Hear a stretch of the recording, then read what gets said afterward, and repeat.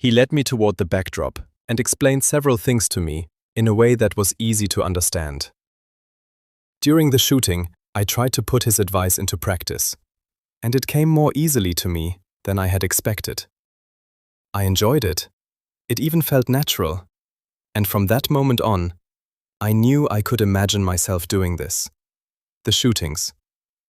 And secretly, I would prefer to do them with Mehiel. Afterward, he sent us on a break and explained that each of us would be called into his office one by one.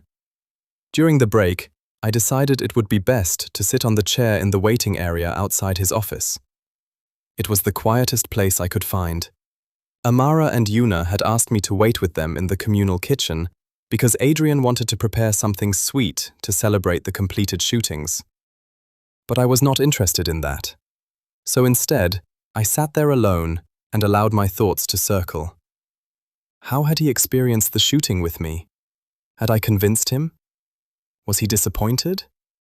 Or not? I had to wait for quite a long time. After the break, each person passed by me, entered his office, and many came out looking discouraged. Others returned with a smile. I noticed that Malik had made it through, Yuna as well, Amara, Adrian, and Riven too. At least, those were the results I managed to hear while sitting so close to the boss's office and watching everything unfold. Some conversations lasted longer, others were over very quickly. Eventually, I fell asleep. Waiting really does make you tired. And by then, it had already become quite late. Only one conversation remained. I had already completed all the others.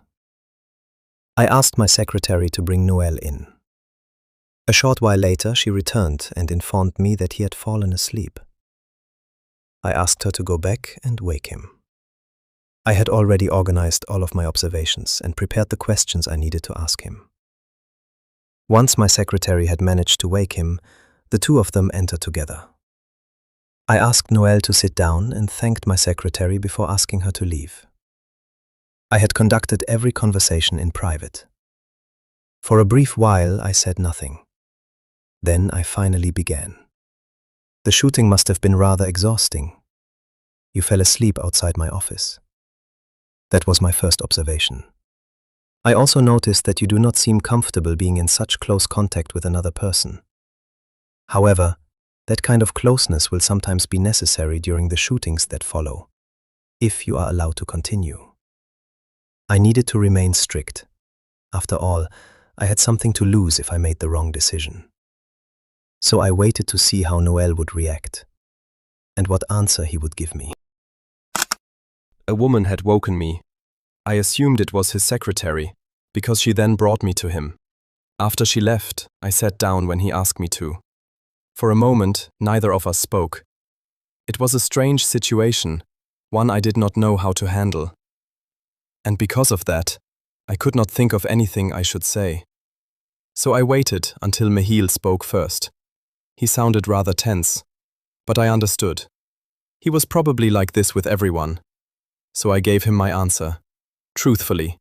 Yes, it was exhausting, but I fell asleep because of the long wait. I did not make him any promises.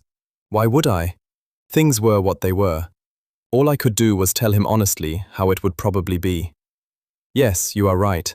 I do not like strangers being inside my personal space. I had already mentioned during our first conversation that I had come here spontaneously. But I can adapt. It simply takes me some time. And once I know someone better, it would no longer be a problem. When I thought about it, what I had just said did not really fit with the breakfast we had shared. Had he noticed that too? Still, I added how I had felt. It would be a lie if I said I had not enjoyed it. The easiest shooting for me was the one with you. That was when I really began to... Stop. It would not be good to say that.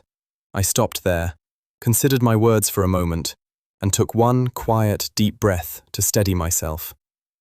It is your decision. And just like that, I created distance again. It was better that way. At least, I thought so.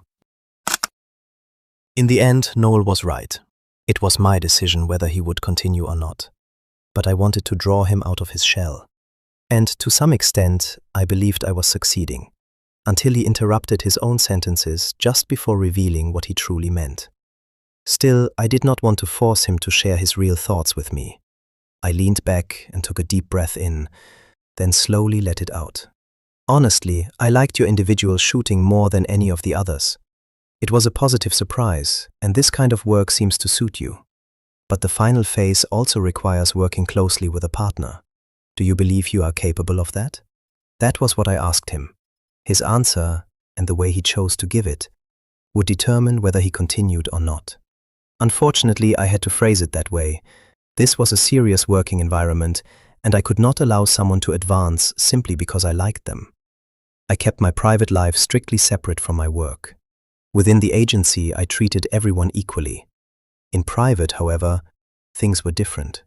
But even now, I could not allow that difference to move into the foreground.